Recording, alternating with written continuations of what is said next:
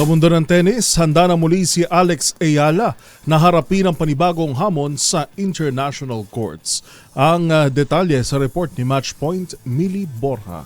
Sasabak si Alex Ayala sa tatlong magkakasunod na WTA 250 tournaments sa Asia simula sa susunod na linggo. Ang WTA 250 ay bahagi ng main WTA Tour kung saan ang kampiyon ay magtatamo ng 250 ranking points. Matapos ang kanyang kampanya sa US Open, lumahok si Ayala sa tatlong WTA 125 tournaments. Ang Guadalajara 125 kung saan siya ay nagkampiyon, ang Jingshan Tennis Open na naabot niya ang semifinals, at ang Suzhou WTA 125 na umabot naman siya sa quarterfinals. Matapos ang Guadalajara, nakipaglaban din siya sa WTA 250 event sa Brazil, ang SP Open, kung saan muli siyang nakaabot sa quarterfinals. Kasalukuyang world number 54, umaasa si Ayala na makabawi at makapagpakita ng malakas na performance habang papalapit na ang wakas ng WTA season. Makakasabak si Ayala kasama ang multiple Grand Slam champion na si Naomi Osaka, US Open finalist Leylah Fernandez at Espanyol na si Cristina Bucsa na tumalo sa kanya sa US Open. Babalik si Ayala sa China para sa Guangzhou Open,